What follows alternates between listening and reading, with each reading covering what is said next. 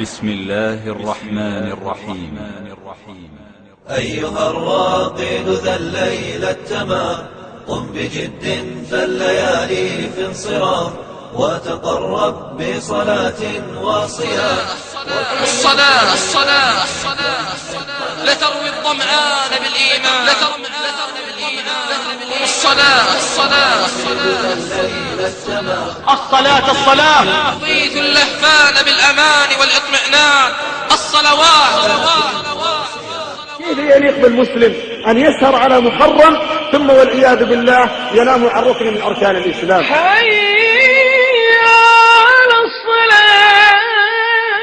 الصلاة وما ملكت أيمانكم التي نص الله عليها من بين سائر الصلوات، فقال حافظوا على الصلوات والصلاة حافظوا على الصلوات والصلاة الوسطى وقوموا لله قانتين. الصلاة روضة من رياض الإيمان والعلم، لأنها روضة، والله روضة لمن أحيا الله قلبه. أدي الصلاة كما أمر الله في أوقاتها في المساجد مع إخوانك في بيوت الله. على الصلاة في بيوت أذن الله أن ترفع ويذكر فيها اسمه يسبح له فيها بالغدو والآصال. أنه ما سميت الصلاة صلاة إلا لأنها تصل بفاعلها والمحافظ عليها إلى الجنة، وتصل بتاركها والمتهاون فيها إلى النار، فأي طريق تريد؟ الصلاة. ثم أن يسجد العبد لمولاه، يدعوه ويناجيه، يخافه ويخشاه. يا رجال الليل جد، رب داع لا يرد، ما يقوم الليل إلا من له عزم وجد، ليس شيء كصلاة الليل للقبر يعد. وخشوع وخضوع للودود، بقيام وركوع وسجود وخشوع. لقد كان لكم في رسول الله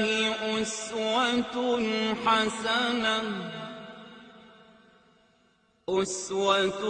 حسنة لمن كان يرجو الله واليوم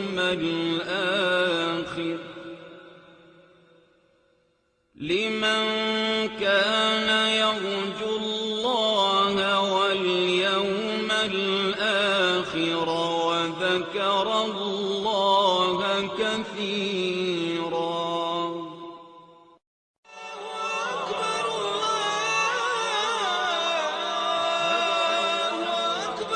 الحمد لله رب العالمين، والصلاة والسلام على نبینا محمد وعلى آلہ وصحبہ اجمعین۔ برادران اسلام، السلام علیکم ورحمۃ اللہ وبرکاتہ۔ ہمارے پیارے نبی اکرم صلی اللہ علیہ وسلم نے ہمیں حکم فرمایا ہے کہ ہم اسی طرح نماز ادا کریں جیسے کہ خود آپ نے ادا فرمائی تھی۔ چنانچہ ارشاد نبوی ہے، صلو کما رأیتمونی اصلی، تم اسی طرح نماز ادا کرو جیسے نماز ادا کرتے تم نے مجھے دیکھا ہے۔ اور کتنے ہی مسلمان ایسے بھی ہیں جنہیں نبی اکرم صلی اللہ علیہ وسلم کے نماز ادا کرنے کا طریقہ ہی معلوم نہیں ہے۔ اسی بنا پر ہم نے نماز نبوی کا مختصر سا خاکہ پیش کیا ہے تاکہ آپ خود دیکھ اور سن سکیں کہ نبی اکرم صلی اللہ علیہ وسلم کی نماز کا مسنون طریقہ کیا تھا، اور پھر اسے ادا کرنے میں آپ نبی صلی اللہ علیہ وسلم کی اقتداء و پیروی کر سکیں۔ نماز کے لیے کھڑے ہونے سے پہلے اس کی تمام شرائط کو پورا کر لیں، اور وہ شرائط یہ ہیں: 1 قبلہ رو ہونا، 2 ستر پوشی کرنا، 3 طہارت و وضو کرنا، 4 نماز کے لیے دل میں نیت کر لینا، اور اس کے ساتھ ہی یہ بھی کوشش کریں کہ نماز کسی ایسے سترہ کو سامنے رکھ کر ادا کریں جو کہ زمین سے اٹھا ہوا ہو، یا پھر کسی ستون، دیوار یا ایسی ہی کسی دوسری چیز کو سترہ بنا لیں جیسا کہ حدیث شریف میں ثابت ہے۔ اب آپ تکبیر کہنے کے لیے اللہ اکبر کہیں، اور تکبیر اس صیغہ یعنی اللہ اکبر کے سوا کسی دوسرے صیغے سے کہنا کفایت نہیں کرتا، اور یہ تکبیر کھڑے ہو کر کہنی چاہیے کیونکہ نبی اکرم صلی اللہ علیہ وسلم کا ارشاد گرامی ہے کبر قائما، کھڑے ہو کر تکبیر کہو، اور اگر کوئی نمازی کھڑے ہو کر نماز ادا کرنے کی طاقت نہ رکھتا ہو تو اپنے حسب حال بیٹھ کر یا لیٹ کر نماز ادا کر لے، تکبیر کی ادائیگی میں جزم و اختصار سے کام لے، اس کی طبعی آواز اور اس کے طول سے اسے لمبا نہ کھینچے، اگر کوئی امام ہو تو وہ اتنی بلند آواز سے تکبیر کہے کہ اس کے پیچھے والے مقتدی تکبیر کی آواز سن لیں، اور اگر کوئی نمازی خود مقتدی یا اکیلا ہی ہو تو پھر وہ صرف زبان سے تکبیر کے الفاظ ادا کرے۔ اس میں صحیح تر دلائل کی روح سے یہ شرط بھی نہیں کہ تکبیر کے الفاظ آپ خود سن سکیں، لیکن تکبیر کے الفاظ کی ادائیگی کے لیے زبان کو ہلانا از بس ضروری ہے، یعنی محض دل کی ادائیگی کو تکبیر شمار نہیں کیا جائے گا۔ پھر نمازی تکبیر تحریمہ کہنے کے ساتھ ہی اپنے دونوں ہاتھوں کو اٹھائے۔ رفع الیدین کی ایک شکل تو یہ ہے، جبکہ اس کی دوسری صورت صحیح احادیث میں یہ بھی وارد ہوئی ہے کہ تکبیر تحریمہ سے متصل پہلے یا اس کے متصل بعد رفع الیدین کریں۔ رفع الیدین کا طریقہ یہ ہے کہ دونوں ہاتھوں کی انگلیاں کھلی ہوں، لیکن انہیں نہ تو دائیں بائیں بکھیر کر رکھے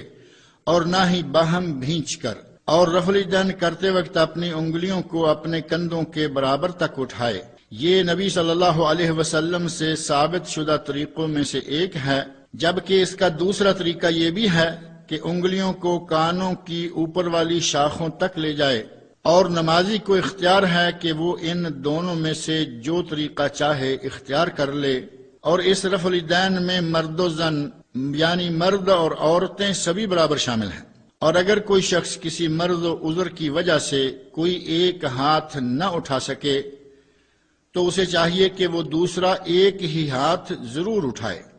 تاکہ ممکن حد تک تو سنت رسول صلی اللہ علیہ وسلم پر عمل پیرا ہو جائے۔ تکبیر تحریمہ اور رفع الیدین کے بعد نمازی اپنے دونوں ہاتھوں کو کہاں باندھے؟ اس کا جواب یہ ہے کہ وہ اپنے دونوں ہاتھوں کو سینے پر باندھ لے اور دائیں ہاتھ کو بائیں کے اوپر رکھے، اور صحیح احادیث شریفہ میں وارد ہاتھ باندھنے کے دو طریقوں میں سے ایک تو یہ ہے کہ اپنے دائیں کو بائیں ہاتھ کی پشت اور گٹ اور کلائی پر رکھے، اور اس کا دوسرا طریقہ یہ ہے کہ دائیں ہاتھ سے بائیں ہاتھ کو پکڑ لے۔ اگر کوئی کسی وقت ایک طریقہ اختیار کر لے اور کبھی دوسرا تو اس نے مکمل سنت کو پا لیا۔ اور دونوں ہاتھوں کو باندھنا سینے پر ہی ہوگا، نہ کہ ناف پر، اور نہ ناف سے نیچے اور سینے سے اوپر بھی نہیں۔ اور بعض ائمہ کرام نے اس انداز کو اختیار کیا ہے کہ اپنے دونوں ہاتھوں کو اپنے دونوں پستانوں کے درمیان باندھ لے۔ نماز میں اختصار جائز نہیں، اور اختصار کے بارے میں کہا گیا ہے کہ اپنے دونوں ہاتھوں کو اپنی دونوں کوکھوں یا کسی ایک ہاتھ کو اپنی کسی ایک کوکھ پر رکھنے کا نام اختصار ہے۔ اور یہ بھی کہا گیا ہے کہ اختصار سے مراد یہ ہے کہ نماز کو اتنا مختصر اور جلدی کر کے ادا کیا جائے جو نماز میں مطلوبہ اطمینان و سکون کے منافی ہے۔ نمازی دوران نماز اپنے مقام سجدہ پر نظر رکھے اور سر کو جھکائے رہے اور اپنی نگاہوں کو زمین کی طرف رکھے۔ برادران اسلام، سینے پر دونوں ہاتھوں کو باندھ لینا، سر کو جھکائے رکھنا اور نگاہوں کو جائے سجدہ پر جمائے رکھنا عزیز و غالب ذات الہی کے سامنے تذلل و انکساری کی ایک شکل اور اپنے رب کے سامنے با ادب کھڑے ہونے کا ایک انداز ہے۔ لہذا اسی انداز کو اپنانے کی کوشش کریں، اور یہ بھی ذہن میں رکھیں کہ اللہ تعالیٰ اس وقت تک اپنے نمازی بندے کے روبرو رہتا ہے جب تک وہ ادھر ادھر نہ جھانکنے لگے۔ اب تکبیر تحریمہ کے بعد افتتاح و آغاز نماز والی وہ عظیم دعائیں کریں جو کہ اس مقام پر کی جاتی ہیں۔ صحابہ کرام رضی اللہ عنہم نے نبی اکرم صلی اللہ علیہ وسلم سے پوچھا کہ آپ تکبیر تحریمہ کے بعد کچھ دیر سکوت و خاموشی اختیار فرماتے ہیں، اس میں آپ کیا پڑھتے ہیں؟ تو نبی صلی اللہ علیہ وسلم نے انہیں وہ دعائیں سکھلائیں اور اس موقع کے لیے دعا و ثنا کی کئی انواع و اقسام ہیں، لہذا ان میں سے کبھی کوئی پڑھ لیا کریں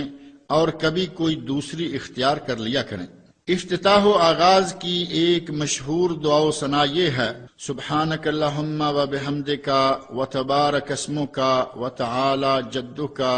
ولا الہ غیرک۔ پاک ہے تو اے اللہ اپنی تمام تعریفوں کے ساتھ، اور تیرا نام بڑا ہی برکت والا ہے، تیری عظمت و بزرگی بہت بلند و بالا ہے، اور تیرے سوا کوئی معبود برحق نہیں ہے۔ افتتاح و آغاز کی دوسری دعا یہ ہے: اللہم باعد بینی و بین خطایای کما باعدت بین المشرق والمغرب، اللہم نقنی من خطایای کما ینقی الثوب الابیض من الدنس، اللہم اغسلنی من خطایای بالماء والثلج والبرد۔ اے اللہ میرے اور میری خطاؤں کے مابین اتنی دوری کر دے جتنی کہ تو نے مشرق و مغرب کے مابین کی ہے۔ اے اللہ مجھے خطاؤں گناہوں سے یوں پاک کر دے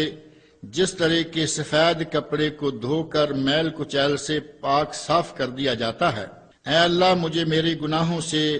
پانی، برف اور اولوں کے ساتھ دھو دے۔ اسی طرح کی بعض دیگر افتتاحی دعائیں بھی ہیں، جن میں سے بعض تو خاص قیام اللیل یعنی نماز تہجد کے ساتھ تعلق رکھتی ہیں،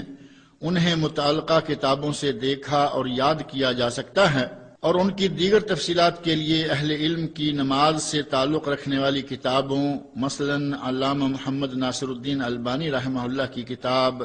صفت صلاۃ النبی صلی اللہ علیہ وسلم من التکبیر الی التسلیم وغیرہ کا مطالعہ کریں۔ نماز کے دوران نمازی کی نظریں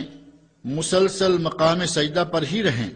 سوائے وقت تشہد کے۔ قادۂ تشہد کے دوران نمازی کی نگاہیں انگشت شہادت پر رہنی چاہیے، جو کہ پورے تشہد کے دوران ہی تسبیح و وحدانیت الہی کا اشارہ کرتی رہتی اور حرکت میں رہتی ہے۔ دعا و ثنائے افتتاح کے بعد نمازی شیطان مردود سے اللہ کی پناہ طلب کرے اور یہ کہے: اعوذ باللہ من الشیطان الرجیم من حمزہ و نفخہ و نفثہ۔ میں اللہ کی پناہ مانگتا ہوں شیطان سے، اس کے چوکے سے، اس کی پھونک سے اور اس کی تھوک و جادو سے۔ اگر کوئی نمازی ان الفاظ میں چند مزید الفاظ کے اضافے والا دوسرا تعوذ اختیار کرتا ہے تو وہ بھی نبی اکرم صلی اللہ علیہ وسلم سے ثابت ہے،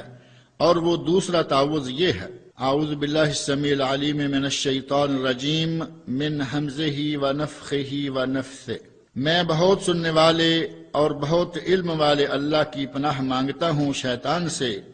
اس کے چوکے سے، اس کی پھونک سے اور اس کی تھوک و جادو سے۔ یہ تعوذ صرف پہلی رکعت کے شروع میں ہی پڑھا جائے گا، جیسا کہ متعدد اہل علم نے اسی بات کو ترجیح دی ہے۔ اس کے بعد نمازی بسملہ یعنی بسم اللہ پڑھے اور یہ کہے: بسم اللہ الرحمن الرحیم، اللہ کے نام سے شروع کرتا ہوں یا کرتی ہوں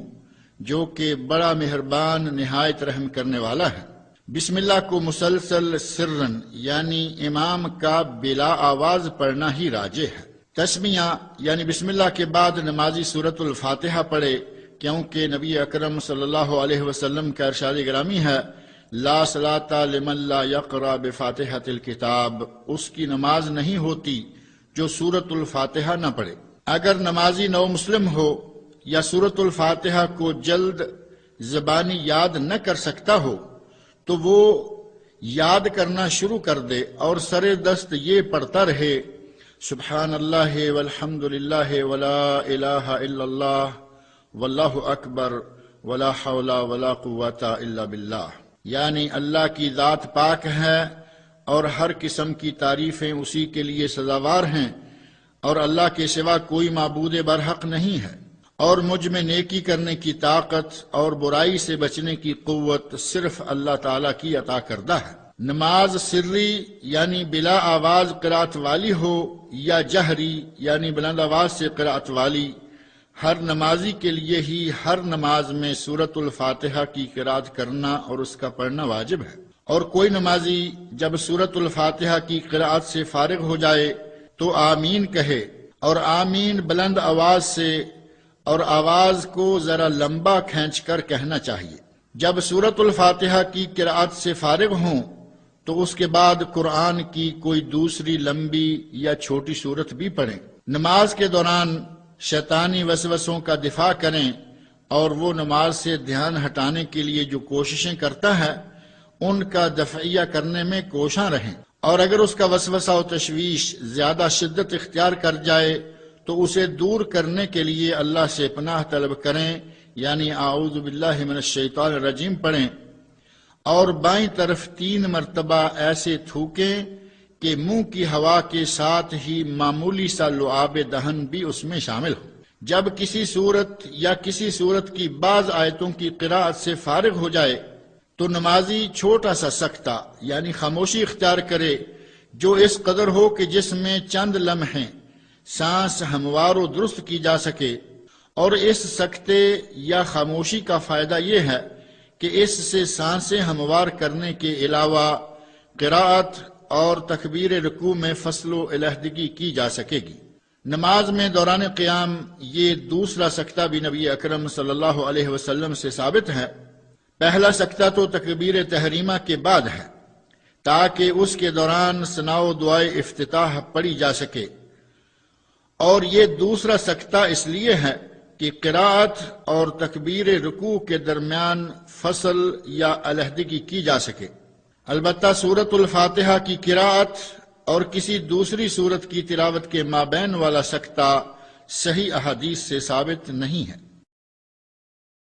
قراءت اور سکتے کے بعد جب سانسیں ہموار ہو جائیں تو رکوع جانے کے لیے تکبیر کہتے ہوئے دونوں ہاتھوں کو کندھوں یا کانوں تک اٹھائیں اور رکوع کریں۔ نمازی رکوع یوں کرے کہ اپنے دونوں ہاتھوں کو نہ صرف اپنے دونوں گھٹنوں پر رکھے بلکہ انہیں خوب جما کر گھٹنوں پر رکھے، ان سے گھٹنوں کو پکڑ لے اور دونوں ہاتھوں کی انگلیوں کو کھلا رکھے، اپنی کمر کو بالکل سیدھا کر کے بچھا دے۔ نبی اکرم صلی اللہ علیہ وسلم حالت رکوع میں اپنی کمر مبارک کو یوں سیدھا بچھا کر رکھا کرتے تھے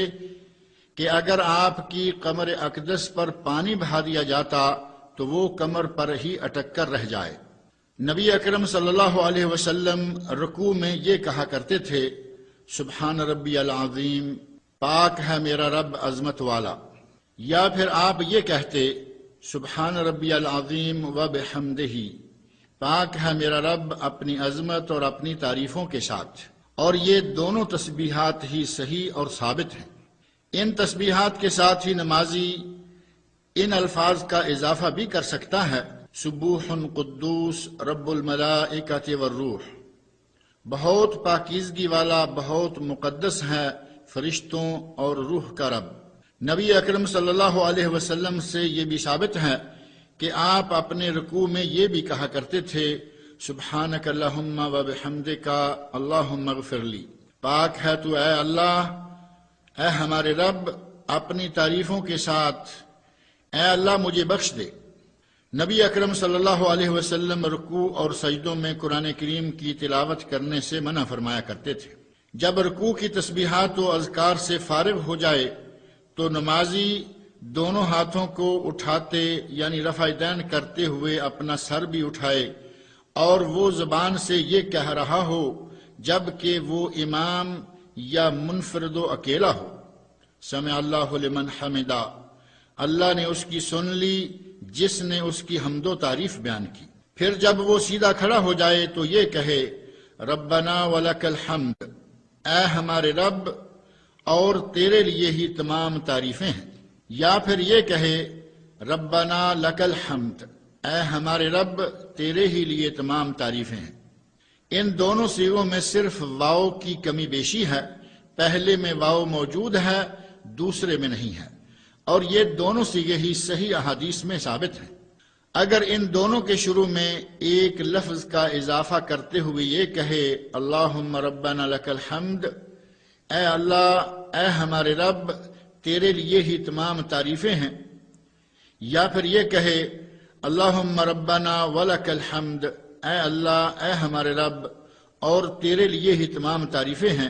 تو یہ دونوں صیغے بھی صحیح احادیث میں ثابت ہیں۔ اگر کوئی نمازی ان صیغوں کے آخر میں ان کلمات کا اضافہ کر دے تو یہ بھی ایک عظیم ذکر الہی ہے جس سے فرشتے اٹھا لے جاتے ہیں، یعنی ربنا لک الحمد کے بعد ملء السماوات وملء الارض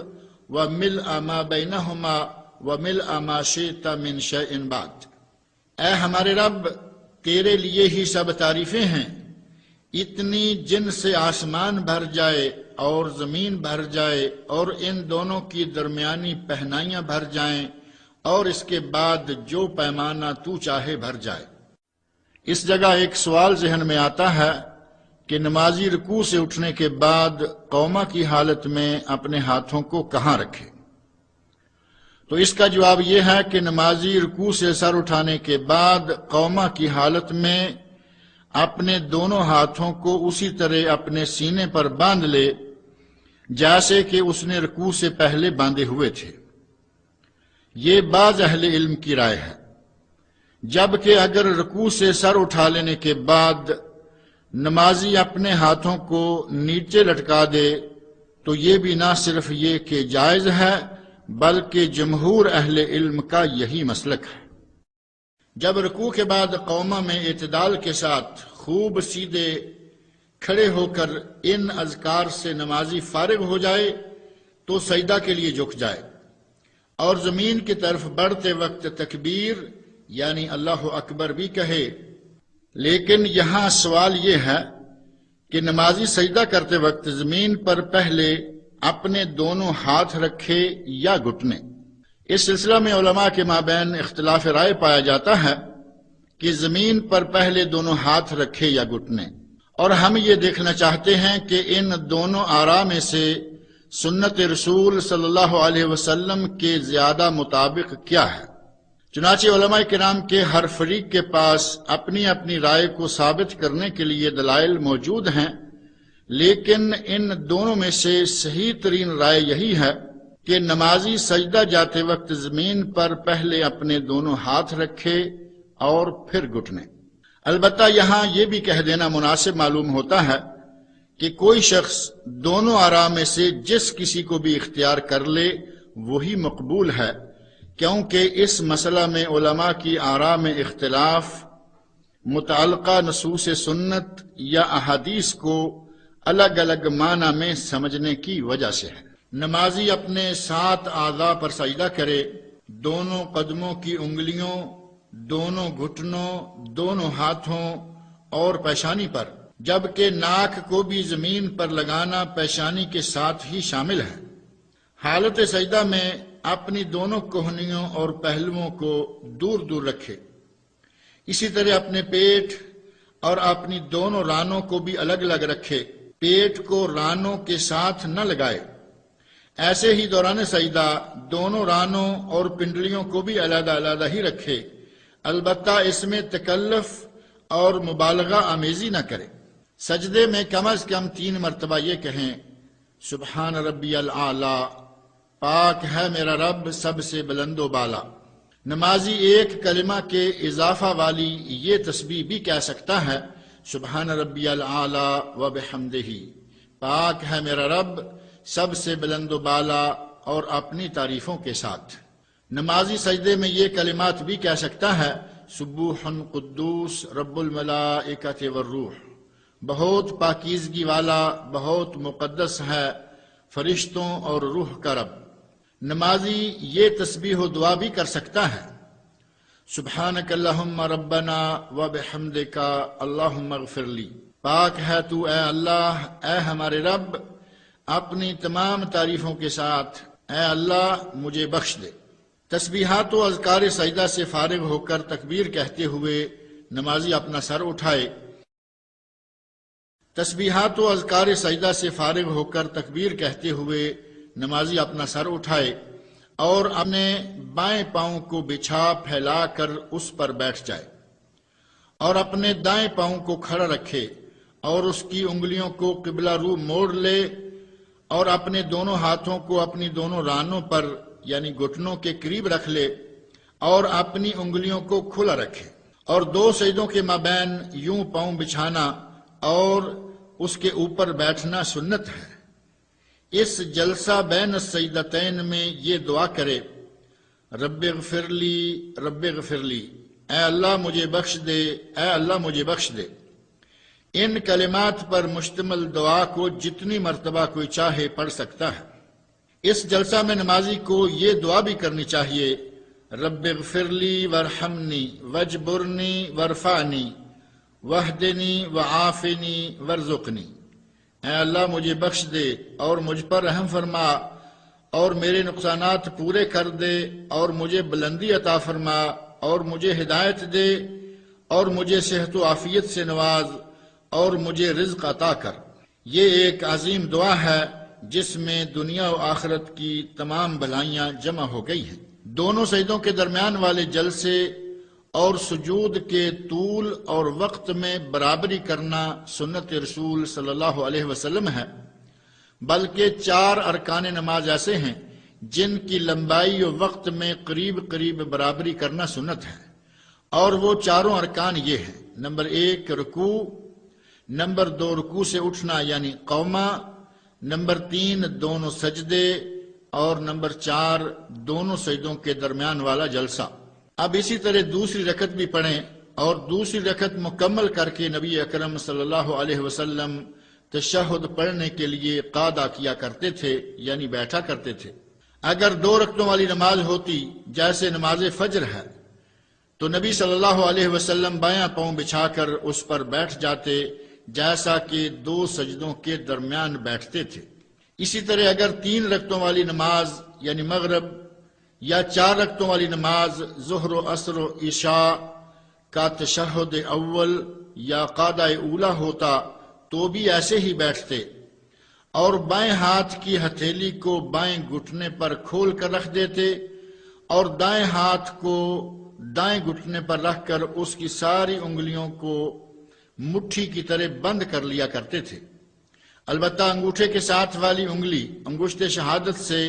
قبلہ کی طرف اشارہ وحدانیت الہی کرتے تھے۔ نبی صلی اللہ علیہ وسلم انگلی کو اٹھاتے اور جھکاتے تھے اور اس سے قبلہ کی طرف اشارہ فرماتے تھے اور اسے حرکت میں رکھتے تھے۔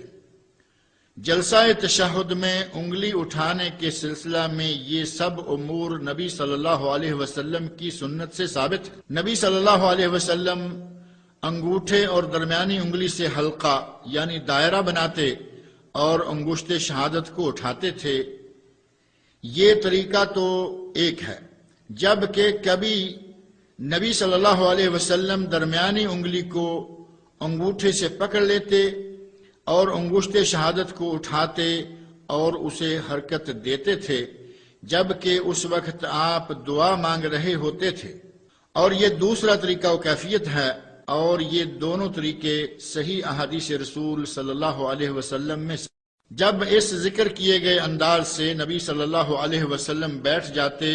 تو پھر آپ التحیات پڑھتے، اور التحیات کے کئی صیغے نبی صلی اللہ علیہ وسلم کی صحیح احادیث میں وارد ہوئے ہیں اور وہ آپ سے ثابت ہیں۔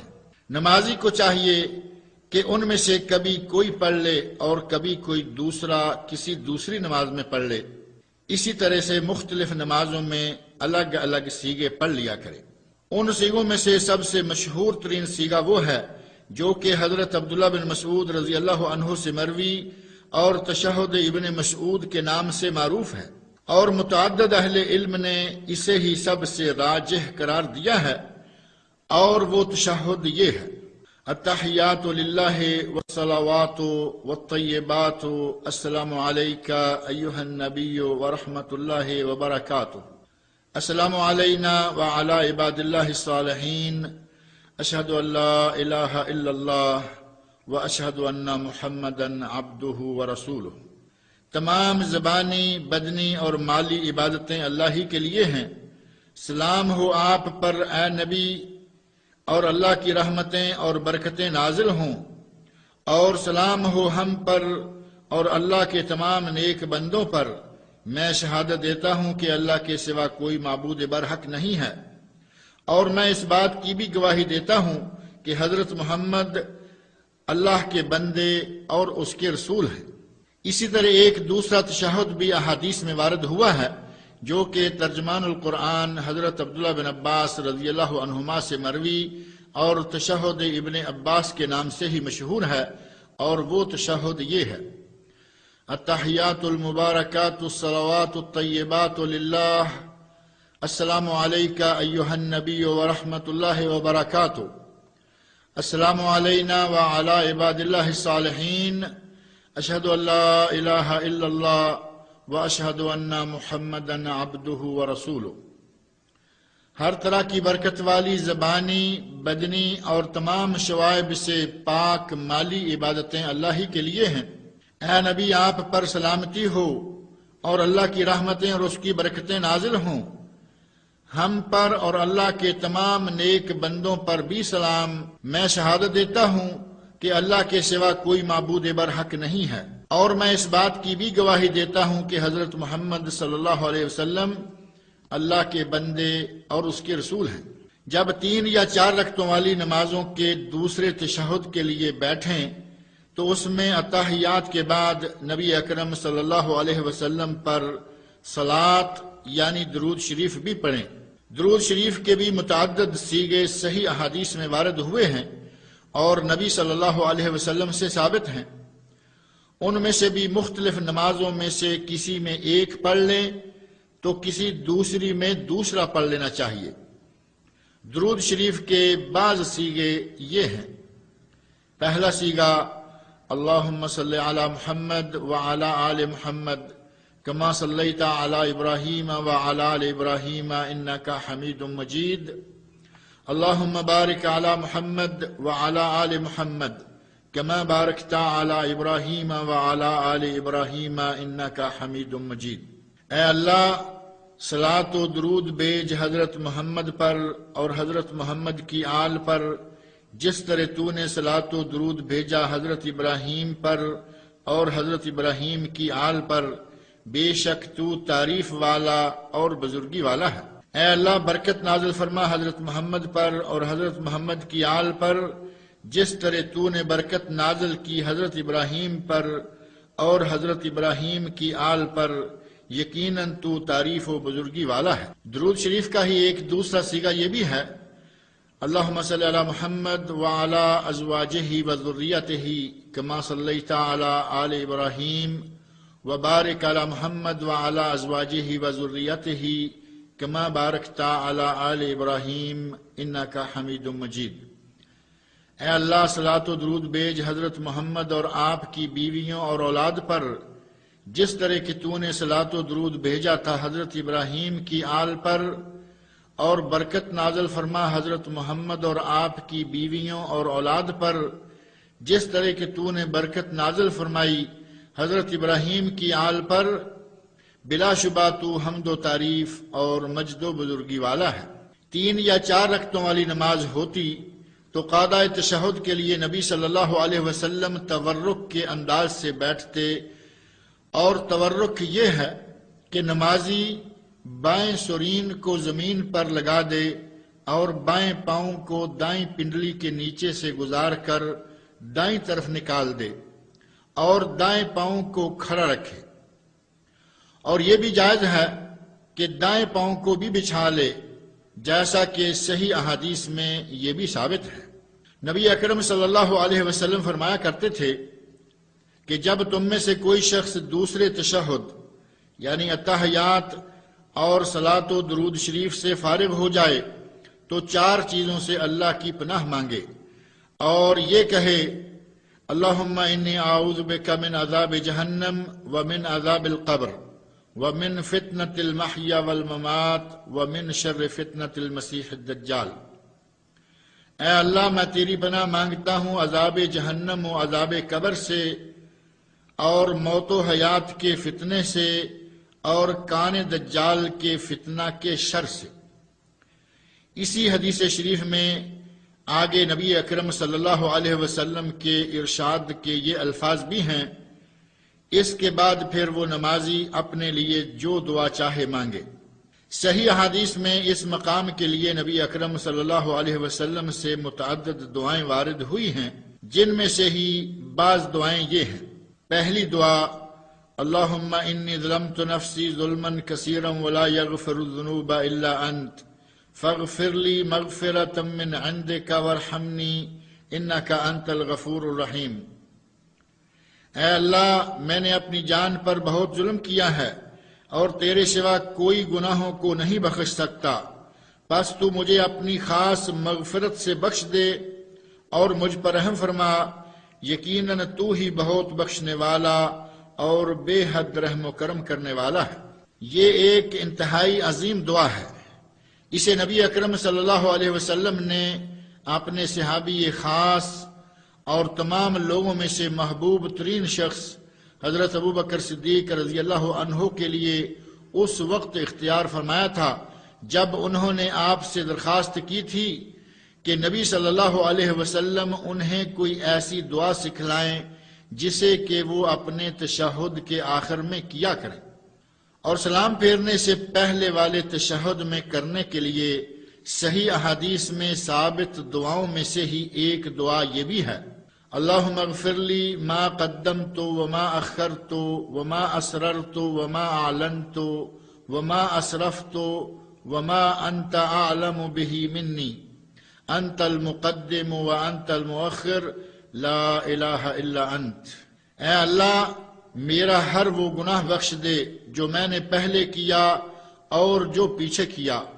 اور جو میں نے چھپا کر کیا اور جو میں نے اعلانیہ کیا، اور جو میں نے زیادتی کی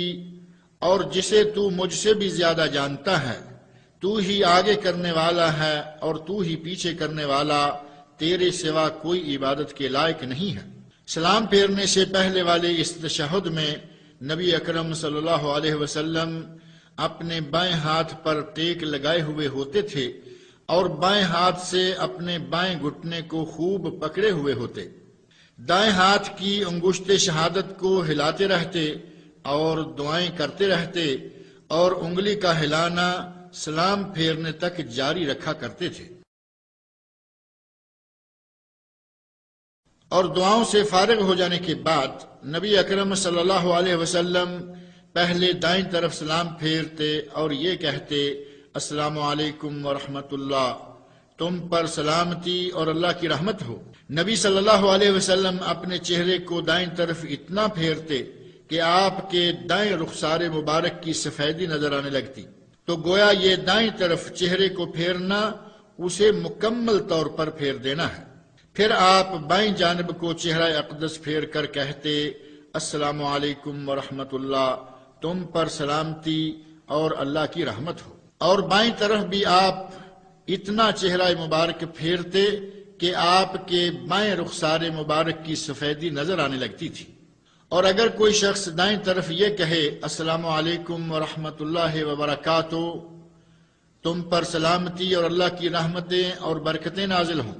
اور بائیں طرف منہ کر کے بھی کہے، السلام علیکم ورحمۃ اللہ وبرکاتہ، تم پر سلامتی اور اللہ کی رحمت و برکتیں نازل ہوں، تو یہ انداز سلام بھی ثابت ہے، جیسا کہ سنن ابی داود کے ایک نسخہ میں یہ وارد ہوا ہے، اور وہ حدیث بھی صحیح ہے۔ اور اگر کسی نے دائیں طرف یوں کہا، السلام علیکم ورحمۃ اللہ وبرکاتہ، تم پر سلامتی اور اللہ کی رحمتیں اور برکتیں نازل ہوں، اور بائیں طرف اس طرح سلام کہا، السلام علیکم ورحمۃ اللہ، تم پر سلامتی اور اللہ کی رحمت ہو، تو یہ انداز بھی صحیح اور ثابت ہے۔ اگر کوئی نمازی ہمیشہ دائیں طرف السلام علیکم ورحمۃ اللہ اور بائیں طرف بھی ہمیشہ السلام علیکم ورحمۃ اللہ ہی کہتا ہے، تو اس میں بھی کوئی مذائقہ اور حرج نہیں ہے۔ سلام کے الفاظ اس وقت کہے جائیں جب نمازی اپنے چہرے کو دائیں اور بائیں موڑے ہوئے ہو۔ اے میری مسلمان بھائی اور اے میری مسلمان بہن، نبی اکرم صلی اللہ علیہ وسلم کی نماز کے مطابق مسنون طریقہ سے نماز ادا کرنے کا اہتمام کریں تاکہ اللہ تعالیٰ سے اجر فراواں پائیں، کیونکہ سنت کو اپنانے میں اجر عظیم ہے، اور اللہ تعالیٰ کا ارشاد گرامی ہے، لَقَدْ كَانَ لَكُمْ فِي رَسُولِ اللَّهِ أُسْوَةٌ حَسَنَةٌ لِمَنْ كَانَ يَرْجُو اللَّهَ وَالْيَوْمَ الْآخِرَ وَذَكَرَ اللَّهَ كَثِيرًا۔ تمہارے لیے رسول اللہ کی ذات میں بہترین نمونہ ہے اس شخص کے لیے جو اللہ سے ملاقات اور روز قیامت کی امید رکھنے والا ہو اور اللہ کا بکثرت ذکر کرتا ہو۔ برادران اسلام، بعض لوگوں سے نماز میں کچھ غلطیاں سرزد ہوتی ہیں، جن میں سے بعض تو ایسی ہوتی ہیں کہ ان سے نماز ہی باطل و فاسد ہو جاتی ہے، اور بعض کے ارتکاب سے نمازی گناہگار ہوتا ہے، یا پھر بعض مکروہ افعال ایسے ہیں جن سے شارع علیہ السلام نے منع فرمایا ہے۔ لہذا اللہ تعالیٰ آپ پر رحم فرمائے، ان امور سے گریز و اجتناب کریں۔ اور وہ بعض غلطیاں یہ ہیں: نمبر 1، تکبیر تحریمہ ایسے وقت کہنا جبکہ نمازی کی کمر ابھی جھکی ہوئی ہی ہو، وہ پوری طرح سیدھی نہ ہوئی ہو، اور نہ ہی ابھی نمازی مکمل طور پر سیدھا کھڑا ہوا ہو۔ بعض لوگ ایسا اس وقت کرتے ہیں جب وہ جلدی جلدی مسجد میں داخل ہوتے ہیں اور امام رکوع جا چکا ہوتا ہے، اور وہ امام کے ساتھ رکوع کو پا لینا چاہتے ہیں۔ ایسے میں ان میں سے بعض نمازی ہوا میں ہی تکبیر کہہ دیتے ہیں اور ان کی کمر ٹیڑھی ہوتی ہے۔ ایسی تکبیر صحیح نہیں ہوتی، اور اس کا نتیجہ یہ نکلتا ہے کہ وہ نماز بھی صحیح نہ ہوگی۔ واجب یہ ہے کہ تکبیر مکمل قیام کی حالت میں کہی جائے اور اس وقت کمر مکمل طور پر سیدھی کھڑی ہو۔ نمبر 2، بعض نمازی قطعاً اطمینان اختیار نہیں کرتے، بلکہ جلدی جلدی کوے کے ٹھونگے مارنے جیسی حرکت کرتے ہیں، جبکہ نماز میں عدم اطمینان نماز کو عند اللہ غیر مقبول بنا دیتا ہے، بلکہ وہ تو ایسے ہوتا ہے جیسے اس نے نماز پڑھی ہی نہیں ہے، جیسا کہ اس بات کا پتہ وہ حدیث دے رہی ہے جسے نبی صلی اللہ علیہ وسلم نے ایسی نماز پڑھنے والے شخص سے مخاطب ہو کر فرمایا تھا: لوٹ جاؤ اور پھر نماز پڑھو، تم نے تو نماز پڑھی ہی نہیں۔ نمبر 3، لوگوں میں سے بعض ایسے ہیں کہ وہ صفوں کے پیچھے اکیلے ہی کھڑے ہو کر تکبیر تحریمہ کہہ دیتے ہیں، جبکہ اس وقت وہ اکیلے ہوتے ہیں، ان کے ساتھ دوسرا کوئی نمازی نہیں ہوتا۔ حالانکہ نبی اکرم صلی اللہ علیہ وسلم کا ارشاد گرامی ہے: صف کے پیچھے اکیلے نمازی کی نماز نہیں ہوتی۔ ہاں، اگر کسی کے ساتھ دوسرا کوئی نمازی نہ ہو جو اس کے ساتھ کھڑا ہو اور اسے خدشہ ہو کہ کسی کا انتظار کرنے سے نماز کی جماعت نکل جائے گی، ایسے عذر کی حالت میں وہ صف کے پیچھے اکیلا نماز ادا کر سکتا ہے اور اس کی یہ نماز صحیح ہوگی۔ نمبر 4، بعض لوگ امام سے پہلے بعض ارکان ادا کر لیتے ہیں، وَلَا الضَّالِّينَ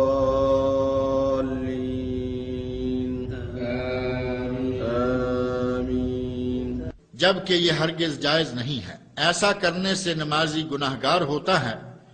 امام کے آمین کہنے سے پہلے کسی کا آمین کہہ لینا اسے بہت بڑے اجر و ثواب سے محروم کر دیتا ہے، کیونکہ جس کی آمین فرشتوں کی آمین سے مل گئی، جو کہ امام کے آمین کہنے کے ساتھ ہی آمین کہتے ہیں، اس شخص کے پہلے تمام گناہ بخش دیے جاتے ہیں۔ نمبر 5، کئی لوگ جب نماز کے لیے کھڑے ہوتے ہیں تو وہ اس میں شرعی قرات نہیں کرتے، بلکہ وہ اپنے ہونٹوں کو باہم سی لیتے ہیں اور زبان نہیں ہلاتے اور نہ پڑھنے والے کسی سانس جاری کرتے ہیں۔ یہ انداز قراءت شمار نہیں ہوتا، بلکہ یہ تو سورہ فاتحہ کا اپنے ذہن میں محض ایک نقشہ بنانا ہے، سورہ فاتحہ کا پڑھنا نہیں۔ نمبر 6، کچھ لوگ رکوع کی حالت میں اپنی کمر سیدھی نہیں کرتے، بلکہ وہ آدھا رکوع کرتے ہیں اور ان کی کمر رکوع اور قیام کی درمیانی حالت میں ہوتی ہے۔ نمبر 7، لوگوں میں سے بعض وہ ہیں جو اپنے 7 اعضاء پر سجدہ نہیں کرتے۔ کئی اپنے دونوں پاؤں زمین سے اٹھا لیتے اور ہوا میں لٹکا دیتے ہیں، بعض ایک پاؤں کو اپنے دوسرے پاؤں پر رکھ لیتے ہیں۔ نمبر 8، بعض لوگ سجدہ کی حالت میں اپنے دونوں بازو زمین پر یوں بچھا لیتے ہیں جیسے کتا اپنے دونوں بازو بچھا کر بیٹھتا ہے، جبکہ نبی اکرم صلی اللہ علیہ وسلم کتے کی طرح دونوں بازوؤں کو بچھا لینے سے منع فرمایا کرتے تھے، بلکہ آپ انہیں زمین سے اٹھا کر رکھتے اور اپنے پہلوؤں سے ہٹا کر رکھتے تھے، حتیٰ کہ پیچھے سے دیکھنے والے کے لیے آپ کی بغلوں کی سفیدی نظر آنے لگتی تھی، اور آپ اپنے بازوؤں اور پہلوؤں کو ایک دوسرے سے ہٹا کر رکھتے تھے۔ البتہ جب نمازی اپنے مسلمان بھائیوں کے ساتھ باجماعت نماز ادا کر رہا ہو تو اس وقت اپنے بازوؤں کو پہلوؤں سے دور ہٹانے میں مبالغہ سے کام نہ لے، تاکہ اپنے ساتھ والوں کے لیے اذیت کا باعث نہ بننے پائے۔ ایسے میں صرف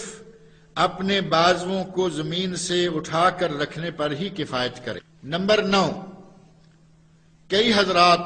قیام کے دوران دیوار یا کسی ستون پر اس انداز سے ٹیک لگائے کھڑے ہو جاتے ہیں کہ اگر اس دیوار یا ستون کو ہٹا دیا جائے تو وہ گر جائیں۔ ایسے شخص کی نماز صحیح نہیں، کیونکہ اس طرح ٹیک لگائے کھڑے شخص نے قیام نہیں کیا۔ نمبر 10، کچھ حضرات وہ بھی ہیں جو سجدہ کی حالت میں ناک کو اچھی طرح زمین پر نہیں لگاتے بلکہ اسے زمین سے اٹھائے رکھتے ہیں۔ نمبر 11، بعض نمازی قرأت قرآن اور اذکار نماز پر دلی توجہ نہیں دیتے بلکہ ان کا دل کہیں اور زبان کہیں اور ہوتی ہے۔ نمازیوں، اپنی نگاہوں اور دل کے ساتھ ادھر ادھر نہ جھانکو، کیونکہ نماز کی حالت میں دل کا اللہ کے سوا کسی دوسری چیز کی طرف متوجہ ہو جانا نماز کے اجر و ثواب میں کمی کا باعث بن جاتا ہے، اور یہ فعل نماز میں مطلوبہ خشوع و خضوع کے بھی منافی ہے۔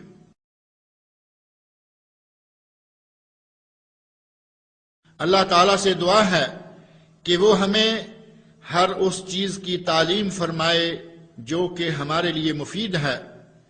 اور جو کچھ اس نے ہمیں سکھلایا ہے اسے ہمارے لیے نفع بخش بنا دے، اور ہمیں ہمارے دین کی فقاہت و سمجھ عطا فرمائے، اور ہمیں اپنے نبی صلی اللہ علیہ وسلم کی سنت کی اتباع و پیروی کرنے کی توفیق سے نوازے، اور ہمارے اعمال کو قبول فرمائے، اور ہمارے گناہ، افراط و تفریط اور کوتاہیاں ہمیں بخش دے۔ آمین۔ وصلی اللہ علی النبی الامی وعلی آلہ وصحبہ اجمعین۔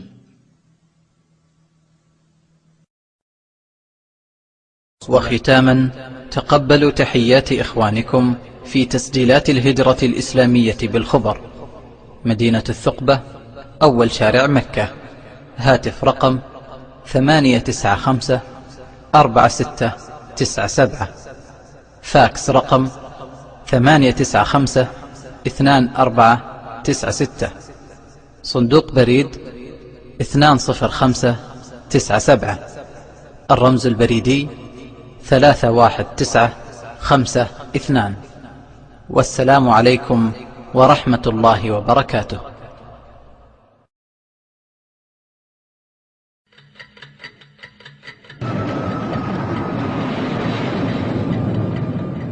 أينما كنت أو توجهت يبقى رفيقك دائما صوت الأذان يذكرك بالصلاة من البيت العتيق. الله أكبر. الله